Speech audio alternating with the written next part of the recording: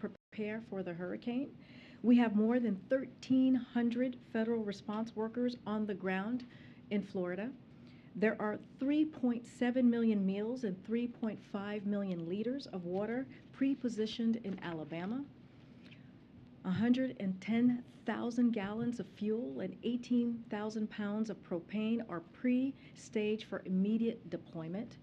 300 Army Corps personnel are on the ground to support power and fuel assessments.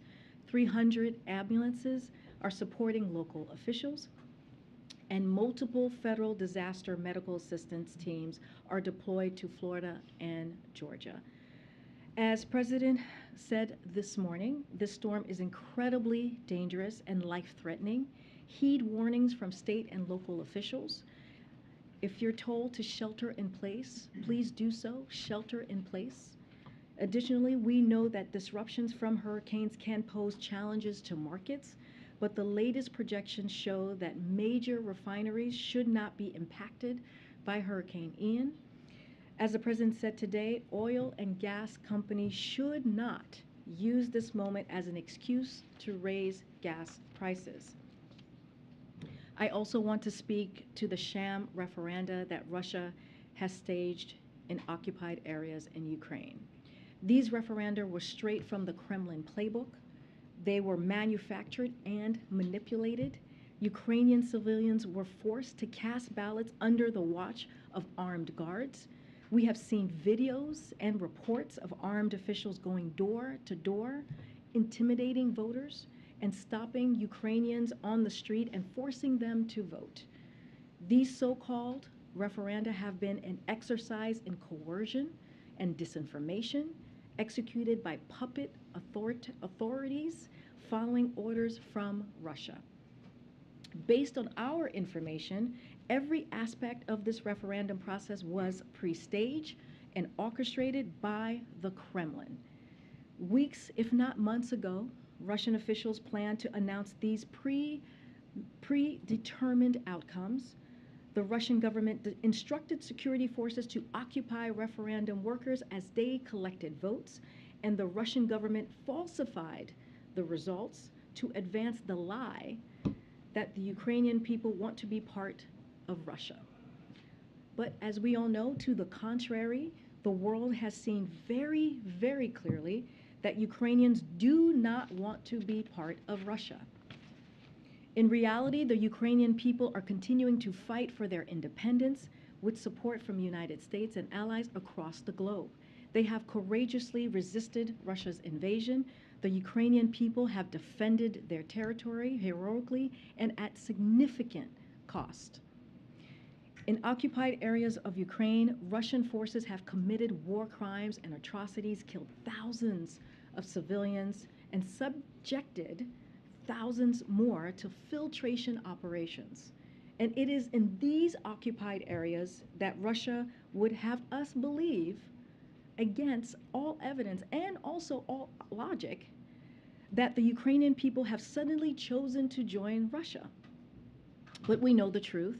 These referenda are illegitimate and frankly outrageous. We expect Russia to use these sham referenda as a false pretext to try to annex Ukrainian territory in flagrant violation of international law and the United Nations Charter.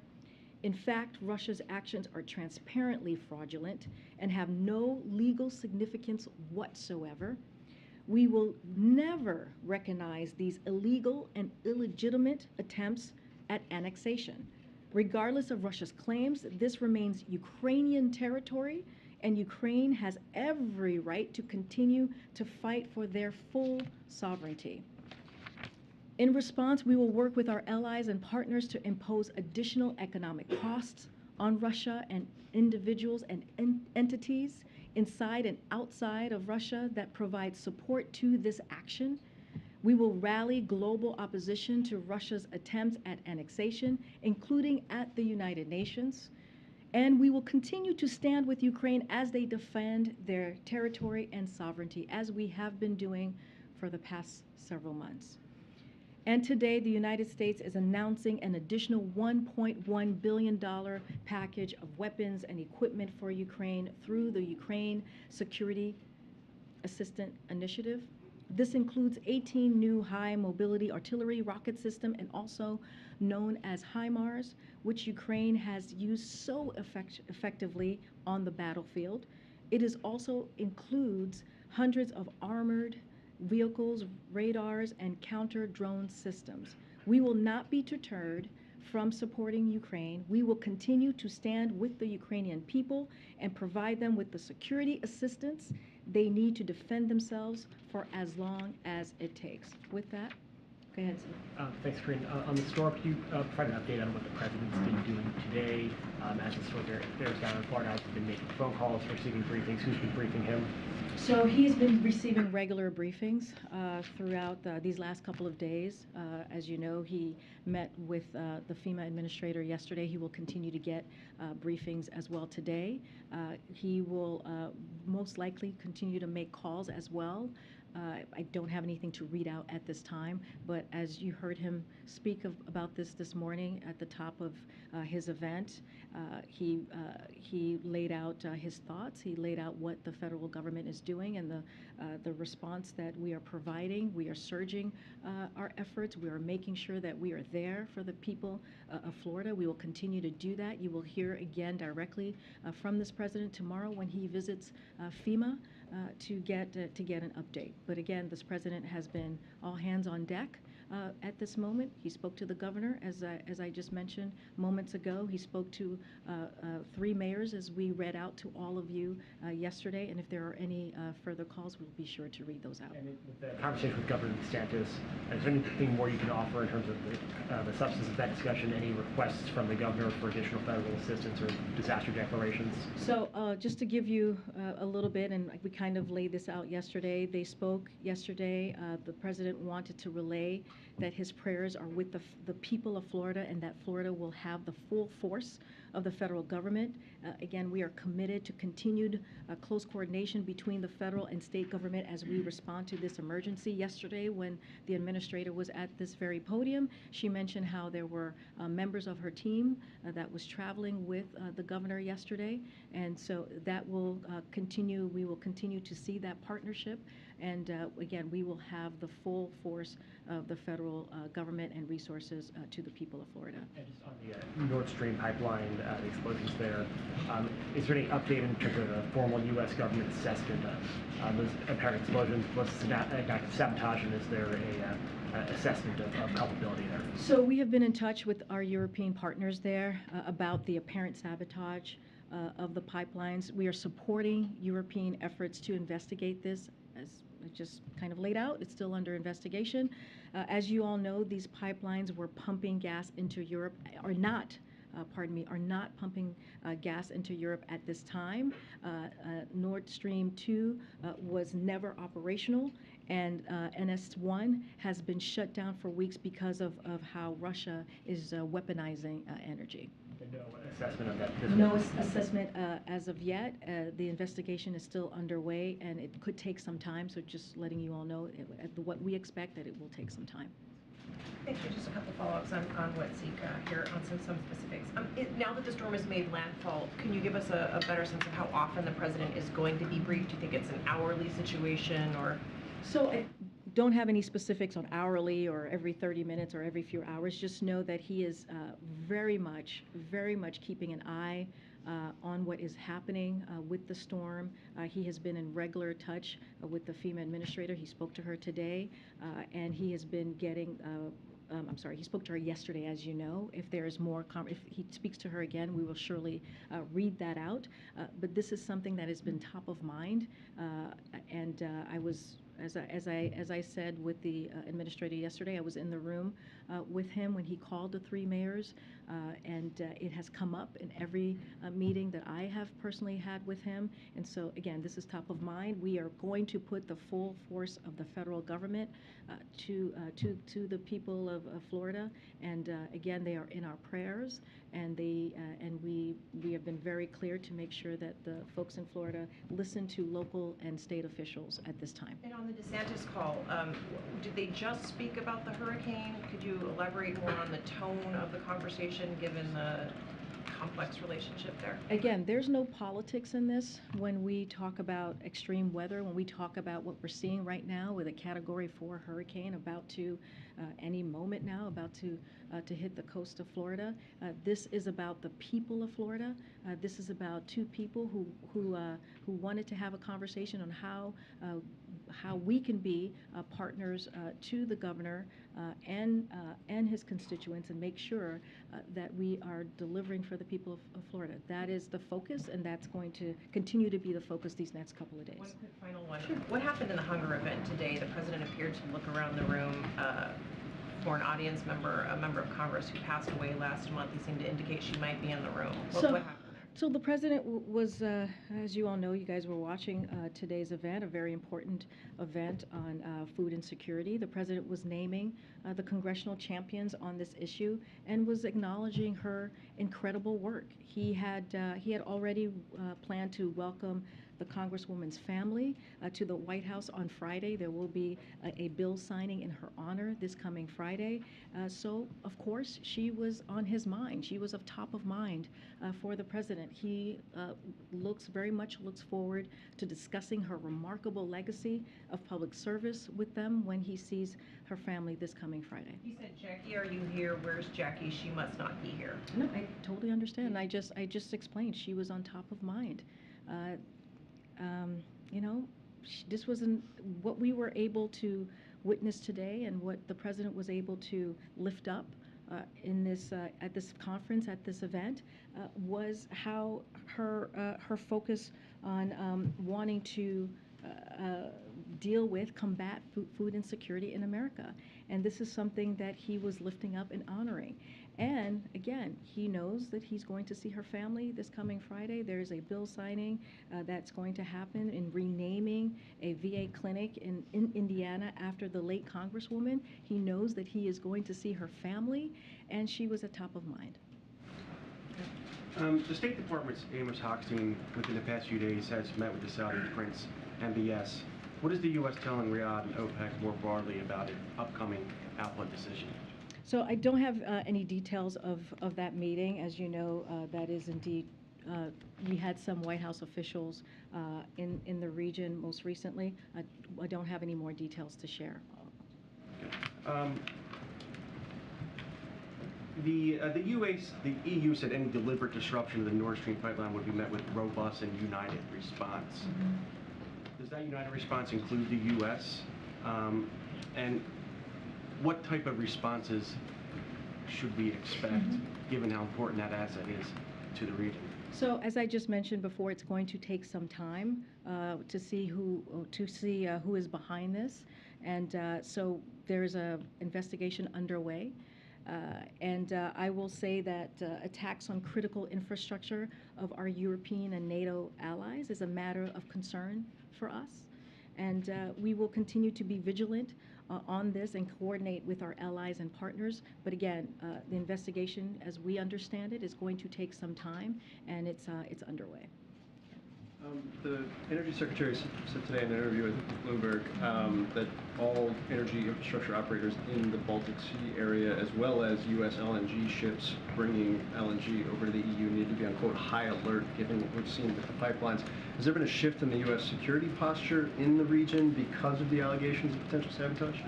Don't have anything to share on any shift of security posture in the region. But look, we take this, we take this very seriously, and this is of concern to us.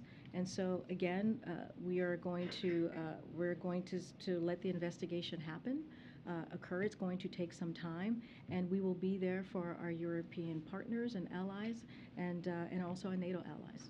And you detailed this strenuously at the top. This was so transparent and so telegraphed in terms of the referenda and the kind of sham annexation efforts. why wait until after annexation to take action in terms of imposing costs economically? Is this a legal issue? Is this making sure people are united? Why wait until it's done when you know it's coming? So that is the posture that we all taking with our allies and partners. Look, we are, but again, it does not take away from the fact, the pure fact that we are prepared to impose swift and severe economic cost on Russia when they move forward with annexation on individual and entities inside and outside of Russia that provide support for this action. You know, we will continue to stand with the people of Ukraine as they defend their territory. Look, you know, there was a process here. We knew this was coming. This was part of the Kremlin playbook. But if they do indeed move forward, and they move forward with the annexation, we will be prepared with our partners and allies. And just one more quick follow-up, because I'm trying to get my head around the response. If the late Congresswoman was top of mind for the president and her family was expected to be here, and that's what he was thinking about, why was he looking for her? I'm not trying to be snarky here. No, I mean, and I'm... Between what you were saying and what he said there. And again, I think people can understand. I think the American people out there who, you know, watch the briefing from time to time, maybe at this moment, will understand when someone is at top of mind. And this was such an important event when we're talking about hunger, when we're talking about food insecurity, when we're talking about these champions, these congressional champions who were in the room, who have worked in a bipartisan way. We don't talk much about bipartisan actions that we see in Congress at this time. And as he was naming folks, she was on top of mind, and he understands and knew that he was going to see her family on Friday for this bill signing. Again, I don't think it's all that unusual to have someone top of mind, especially as there's a big event, two big events today and also Friday that is going to occur. And so he's going to see her family. They're going to honor her. They're going to celebrate her, and he will do a bill signing for this really critical, let's not forget, this critical, important issue for millions and millions of Americans across the country. Thanks, Corinne. Back on the Nord Stream pipeline, whoever attacked the pipeline, and it may take a while to figure out who it was, would the U.S. consider that to qualify as an attack on a NATO ally worthy of retaliation? So I don't want to get ahead of the investigation. We have to see who is behind this at this time. I understand the question because it is a pipeline, and it is going to affect certainly our NATO allies. But we want to see where the investigation goes. Again, an attack on critical infrastructure of our European allies and our European partners and NATO allies is a matter of concern for us. But we will be there, and we will be ready to react once we have the investigation is completed. Former Russian President Dmitry Medvedev said that Russia has the right to defend itself with nuclear weapons, and that NATO would be too scared of a nuclear apocalypse to retaliate. Is he right about that? So let me say this again, and I've said this many times from this podium, so have my colleagues. There is one person responsible for this war that was started by the Kremlin, this war that was started by Putin, and he is that person. He is responsible for this war. And he decided that he wanted to brutally attack Ukraine on this unprovoked war, and this is on him. This is on Putin. Putin is the one that could stop this war anytime. And look what we're seeing from the people of Russia. They are protesting, they are signing petitions. Many of them do not want to fight this war or die for this war. You know why? Because it is incredibly unpopular. This war is not a popular war for President Putin. And what we're seeing in Ukraine is we're seeing the Ukrainian people bravely defend their freedom, bravely defend their sovereignty. And, you know, when we hear comments like that, we put it back on Putin. Again, this is Putin's war. He can end this. But is Medvedev right that NATO would be too afraid of a nuclear apocalypse to retaliate if Russia were to use nuclear weapons? So I'll say this.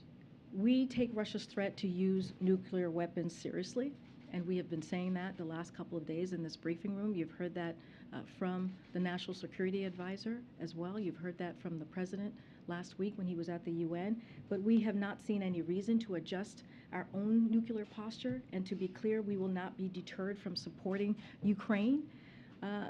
We have been clear that United States will support Ukraine as they defend their country and their democracy against Russian aggression for as long as it takes, as have our allies and partners, including the G7, and that's what I can speak to. I can speak to your question, I can speak to what our allies are willing to do, and that's continue to defend and to help Ukraine defend for their sovereignty. And then just very quickly, you said yesterday that the U.S. was ready to assist in the investigation if needed. As far as you know, is the U.S. providing any assistance in the investigation right now, and what kinds of assistance would be most helpful from the U.S.? So I don't have any specifics to lay out for you at this time, but again, as you know, as I've mentioned a few times just now, is that the investigation is underway, and this is something that is of concern to us. Thank you. Just to follow up on Nancy quickly, is it on the table for the U.S. to have or engage in a nuclear response as retaliation if Russia were to launch a nuclear attack? So the president has said this, and so has Jake Sullivan. We have characterized the consequences a number of ways, as you've heard from him, Jake Sullivan and others, and many others on our team, which is including catastrophic, severe, and decisive. We stand by all of them. The key point that when we say consequences, we will be real and they will be extraordinary. And we have said that we have made that very clear. Jake Sullivan said this, I believe, on your network, your Sunday show, where he has communicated privately to the Russians, and they understand what the consequences will be. We are not going to lay them out here in public. I want to give you the opportunity to respond to something that was tweeted out today by the Russian government that said Joe Biden threatened to end Nord Stream. POTUS must give a definitive answer whether the United States acted on its threat on September 25th and 26th. Now, an administration official has called that absurd, but I just wanted to give you a chance to respond from the podium. So, look, the president said that NS2 wouldn't become operational, and we would work with Germany on that. And he was right, because Germany took the step in February to freeze it, which was widely reported by all of you. And so that is what the president was talking about at that time. But just broadly to the allegation that they're making online, that somehow the U.S. is responsible. No. Okay. And Corinne, our CNBC team is reporting that the president's going to be briefed by his senior economic team later today on the economy, particularly amid concerns about what's happening in Europe and the UK specifically. One administration official saying the view continues to be that the United States is in a stronger position than any other country to navigate these global challenges, period. But my question for you, have concerns about a potential recession increased in the president's mind, given what we're seeing globally? Here's what I will say, and the president talked about this a little bit on Monday during his event.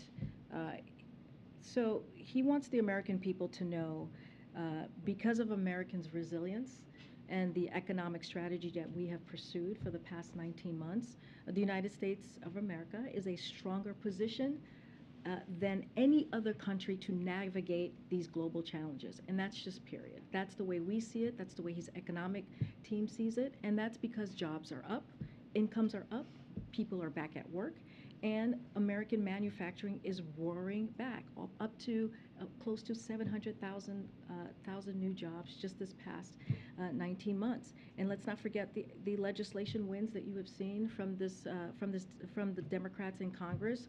When you think about the Inflation Reduction Act, that's just going to help us lower prices for the American people. So of course we are always watching closely, and we will continue to watch closely. As you stated, the president will meet with his senior members of his economic team He met with them on Friday. He will meet with them again today to get an update on the global economic developments, as he regularly does. But we feel like we are in a very strong position to weather these global challenges. Will the Treasury Secretary be there as well? So in attendance, I can share that with you. It's going to be the President's senior economic team, including Secretaries of Treasury, Commerce, and Energy, the Chair of the Council of Economic Advisors. Go ahead, Michael. Thanks, Corinne. Obviously, the president spoke with the three Tampa area mayors yesterday, but the storm took a turn to the south last minute. So has the president spoken with any of the mayors being directly impacted by landfall? So I don't have any calls to preview at this time. Once we do, we will preview those calls. As you know, and we say this all the time, is our team is in regular touch with local officials on the ground, especially at this time. As we've heard from FEMA and the administrator and her team, they are on the ground trying to help in every way possible. And we have put the full force of the federal government when it comes to making sure the people of Florida have the resources they need. I just listed out at the top of the briefing on all of the kind of resources, manpower, women power that's on the ground, water, food, and we will continue to move in that direction, making sure that the folks of Florida get what they need. If we have any calls to read out, we will surely share that with all of you. And speaking of federal resources, the governor is asking the Defense Department to provide additional airlift capacity in anticipation of a massive high water recovery effort. Are you aware of that request, and do you expect it to be granted? So I've heard some reporting on that request. I would have to check with our team to see where we are with that particular request from the governor.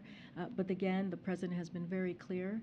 He is going to do everything that he can. His administration, the federal agencies who are closely involved and aligned with Florida government to make sure that we deliver what they need. This is a critical time. We are praying for the people of Florida, but of course they have the full support of the federal government at this time as well. Go ahead, Steve. I'm sorry to have to do this, but I'm compelled to ask you to go one more time back to the question about Congresswoman Walorski. I'm not sure why. Why one more time? Frankly, honestly, I think the memory of the Congresswoman and history requires some clarity here. Can you explain where the mistake was made? Was the president confused? Was something written in the teleprompter that he didn't recognize? Can you just help us understand what happened? I mean, you're jumping to a lot of conclusions. No, but you're. Find out what happened here. No, I hear you, Stephen. I'm answering the question. That you're jumping to a lot of conclusions. I just answered the question. If that had been the case, I would have stated that, right? I would clearly have stated what you just laid out. What I have said is that she was on top of mind, and that he is going to see her family in just 2 days' time on Friday to honor her work, to honor her legacy, if you will. I've just mentioned this. It's going to be a renaming of a VA clinic in Indiana in her name, and that is what he was thinking of. He was thinking about her as he was naming out and calling out the congressional champions on this issue, on this really critical issue that's going to help millions of Americans, and that is what the president was focused on. Would you be prepared to release the prepared remarks that the president had in teleprompter, just so we can understand? I'm not understanding why that would be necessary. We always share the remarks that the president had, even delivered. That's probably going to be up on the website. Not really sure what that has to do with anything. I just answered the question about her being on top of mind. I don't think that's unusual. I feel like many of us have gone through that particular time where someone is on top of mind and you call them out. And you mentioned them, especially in this type of context. If you think about how he's going to see the family in 2 days, if you think about how when he sees them in 2 days, it's going to be for such an important moment, a signing signing a piece of legislation that's going to rename a VA clinic in her state. That's important.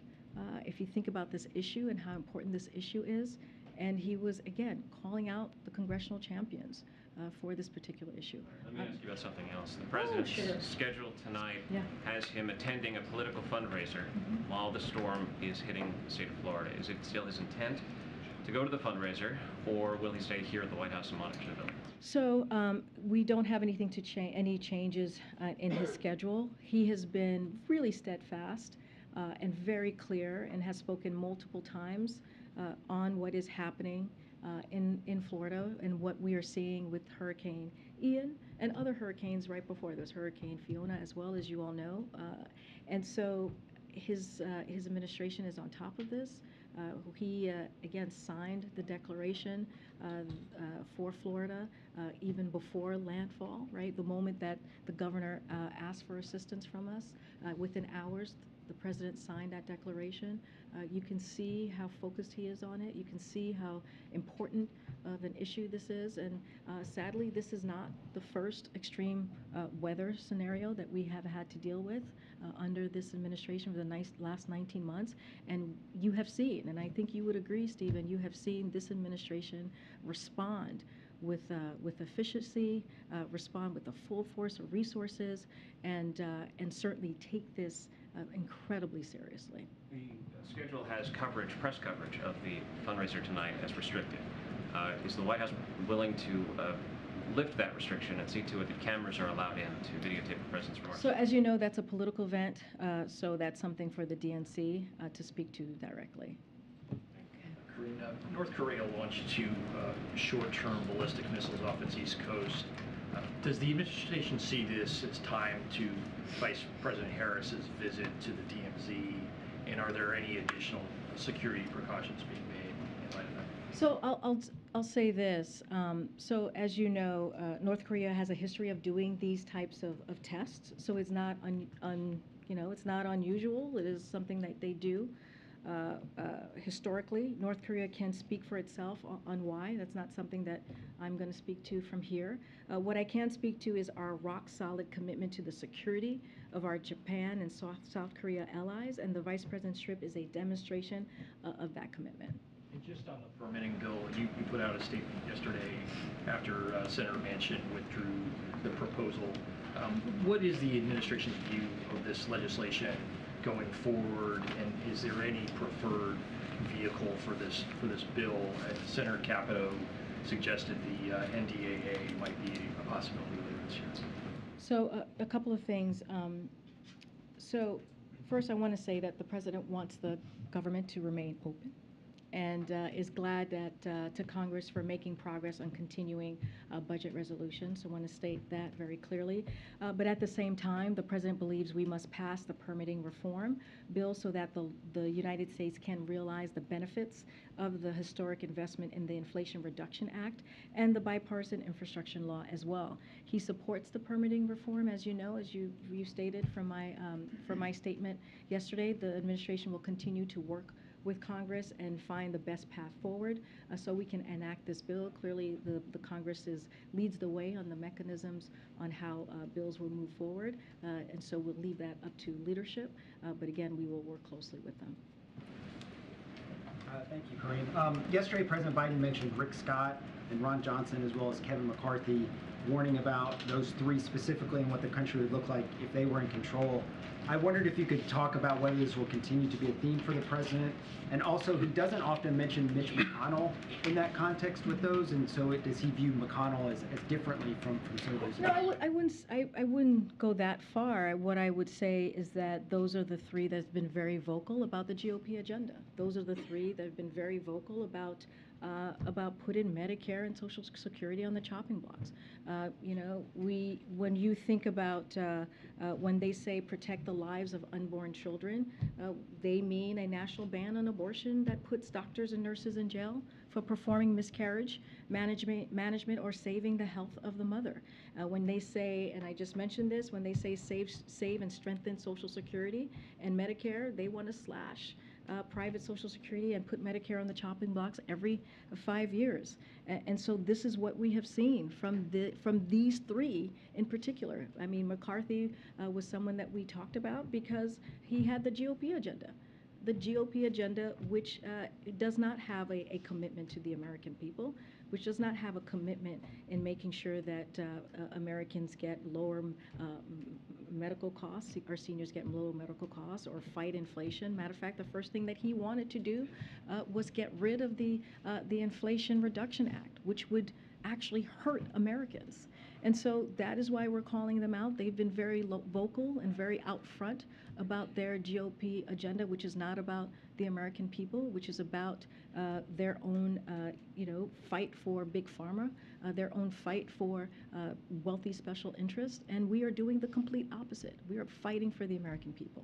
The president this week has talked about the importance of competition, tweeting capitalism without competition isn't capitalism, it's exploitation. There's some legislation on the Hill dealing with antitrust and big tech, including one co-sponsored by Amy Klobuchar, that's waiting for a vote to be scheduled. Is the president have any opinion on that? Is he pushing for a vote? Does he want Chuck Schumer to call for a vote on that before the election? Don't have anything to share on that particular piece of legislation. I know that this is something that the senator has been fighting for some time and working on for some time, but the president has been very clear about his concern about the power large social media platforms have over everyday lives, and has long argued that tech platforms must be held accountable for the harms that they cause. And so the president will continue to call that out. I don't have anything specific on that particular legislation. Lastly, I just wanted to return to this question of the Congresswoman, and I think we all totally get why she's top of mind. You've made that case pretty effectively. Thank but I you. think the confusing part is why, if she and the family is top of mind, does the president think that she's living and in the room? I don't find that confusing. I mean, I think many people can speak to sometimes when you have someone top of mind, they're top of mind, exactly that. And it is also, if you put it into the context, it's not like it happened outside of context, right? It happened at an event where we were calling out the champions, congressional champions in particular, of this issue, this important issue when it comes to food insecurity, something that this administration has led on from the beginning of this administration, not just across the country, but also globally. You heard him talk about food insecurity last week at the UN and the investments that we have put forward as the United States of America in helping deal with that.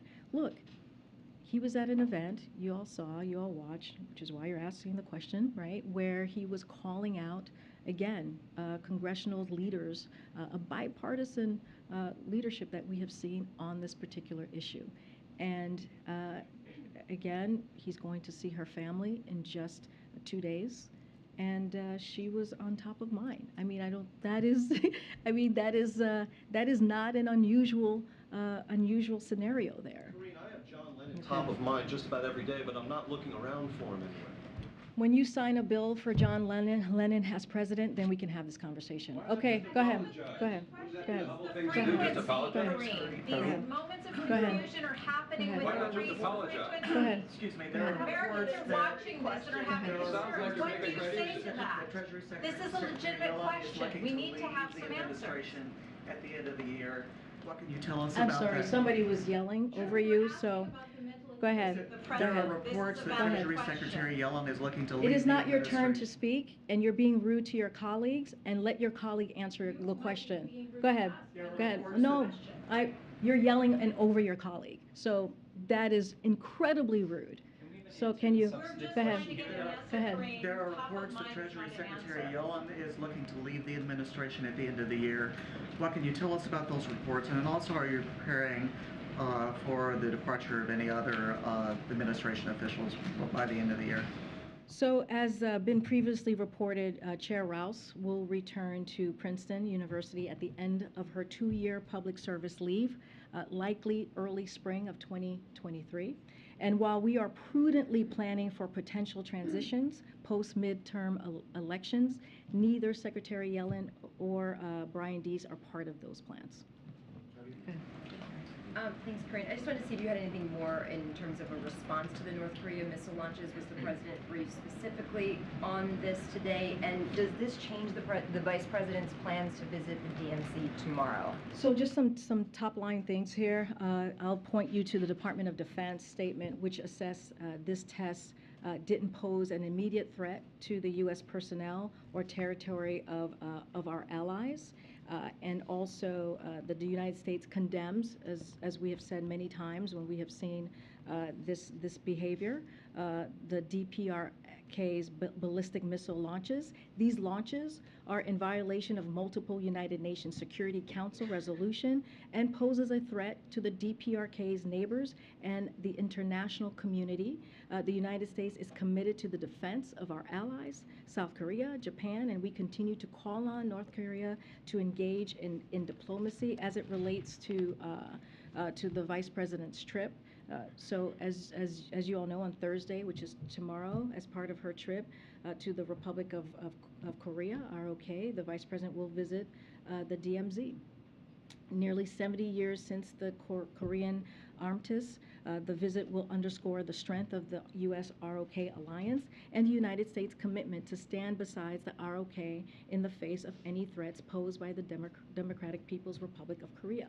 The Vice President will tour sites at the DMZ, meet the service members, and receive an operational briefing from U.S. commanders. The Vice President will reflect on the shared sacrifice of tens of thousands of American and Korean soldiers who fought and died together, and will reaffirm the U.S. commitment to the ROK's defense in ironclad. As you just could tell, that trip is going to continue.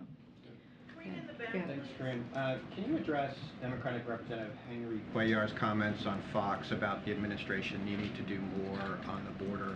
He's, obviously been critical of the administration in the past, but is the White House ignoring the congressman as he appears to be contending?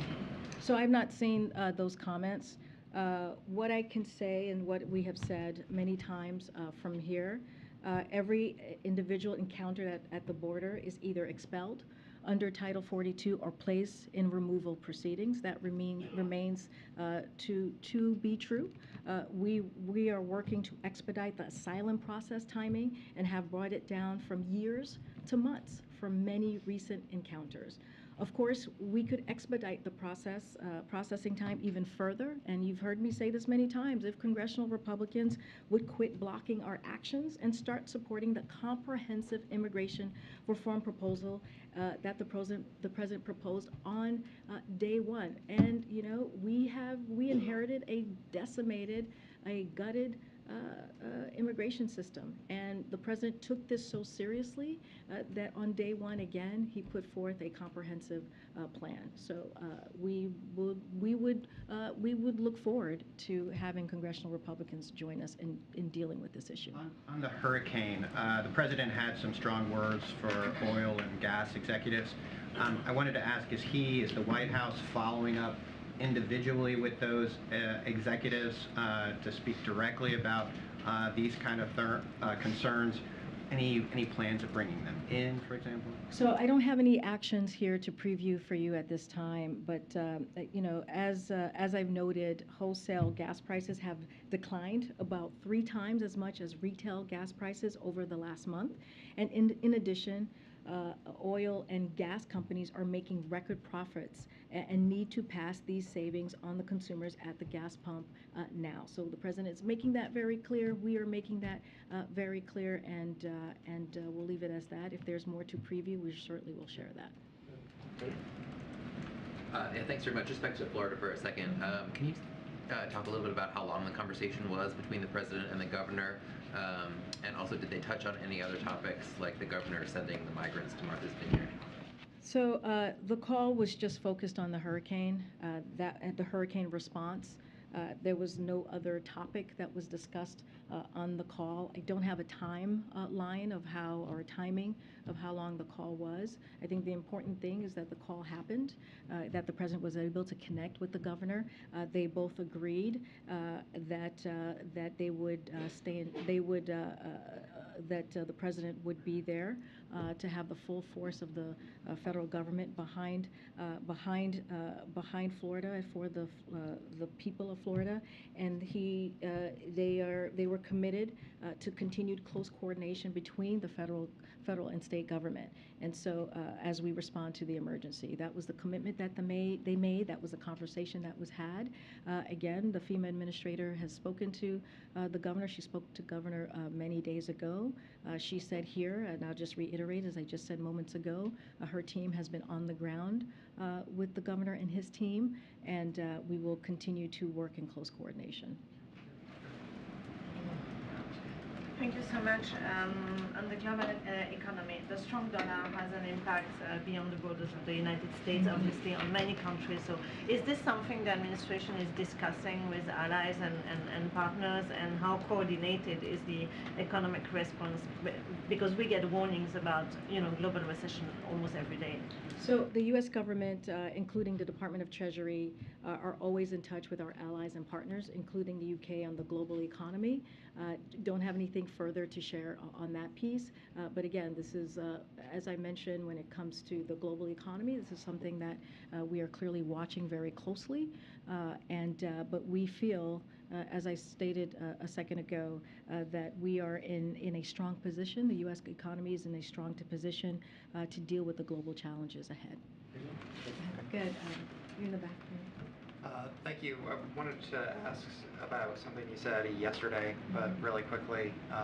Ambassador Rahm Emanuel has been in touch with the family of Navy Lieutenant Ridge Alconis, and a number of U.S. senators have sent a letter to the Japanese government asking them to revisit his case. I know the president has a lot on his plate, but is this something that he's been briefed about? That one I would have to just check with his team, since to your point, there's just so much going on. So let me just check with this team on that particular question. My second question is, during his second press conference, the president said of the midterm elections, I'm not going to say it's going to be legit. His subsequent preferred voter reforms, those did not pass Congress. And then yesterday you said, we are confident in the integrity of our elections here. My question is, what gives Biden confidence 6 weeks out from those elections that he didn't seem to have at the beginning of the year? So can you do me a favor? Can I just go back and see his answer there? Because I want to see what context he was answering that question and how it was asked. So in order to give you a fulsome answer, I actually need to do that, just to be fair to you and to be fair certainly to the president as I represent him up here. So let me do that, and then I can get back to you on that particular question. Just to try one more time, does the president believe that in his reference to the late Representative Jackie Walorski, who you have said from the podium numerous times he respects the work that she has done, he'll be meeting with her family to honor her work. Does he believe that he handled that reference appropriately, or is this something that he would like to get back? Like to get back what? He said, where is Jackie?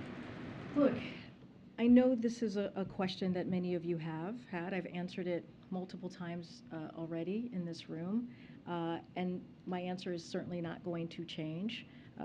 All of you may have views on how I'm answering it, but I am answering the question to the way that he saw it and the way that we see it. We have to remember as well is that, this was an important event today. This was an event about food security. This was an event about how we're going to take the steps to get to eradicate hunger by 2030. And that is something that the president takes very personally. That is something that we would be doing this event that has not happened since President Nixon, right? That was 50 years ago that an event like this occurred at the White House. So clearly this is something that is important. Clearly this is something that he really honors both Republican and Democratic congressional champions when it comes to this issue. Again, she was at the top of mind. He is going to be seeing her family in 2 days to honor her, to honor the work that she has done. This was a remarkable legacy that she had, and we should be honoring that. I'm going to go to the back. Go ahead, early in the back. Governor Gavin Newsom has been successful in keeping universal school lunch, the program in California. They're seeing lots of great results with that. And I know that's an aspect of what they're talking about today, and that the administration, the Biden administration, does support universal school nutrition. However, the program was scrapped, and I'm wondering if there's any way to circumvent Congress in keeping a free school lunch. So the American Rescue Plan is what you're talking about, provided states to have those types of programs in schools. And again, when you think about the American Rescue Plan and all that it afforded, how it turned the economy back on, how it allowed states to really give a little bit of breathing room to their own constituencies, whether it is at schools, whether it is helping small businesses get back on their feet, and let's not forget opening schools as well. This is something that Democrats in Congress, including the president, had a zero focus on, like zeroed in on that focus on. And it was a bold action that the president believed needed to be taken. And let's not forget, it also helped to really deal with child poverty in communities that have really been hurt by this. And so, look, don't have anything new to share on that piece of that question that you just asked me, but I think it's also important to highlight how important the American Rescue Plan, how much it changed lives. Is there any potential that universal school lunch will come back within this next couple of years? Again, don't have anything to preview, but I also want to list out how important that American Rescue Plan was. And it gave states the funding to do just that, to do what you are laying out, and how critical that was at the time during a beginning of a pandemic, or even in the middle of a pandemic, because it lasted for some time, to deal with that issue. Don't have anything else to preview. I don't have anything else to share about what Congress is doing on that particular issue. But again, that is why this food insecurity issue that we dealt with today, this conference that we haven't seen in 50 years, and what the work of the agencies have been doing just for the past several months to deal with food insecurity, the fact that we are trying to end hunger by 2030, and not just us, in a bipartisan way with Congress, with this president. And so that is our work ahead, to see if we can get to that goal. And we put out a fact sheet. We listed out the ways that we're going to get there. Yeah. All right. Thanks, everybody. I'll see you on Friday. Thanks, everybody.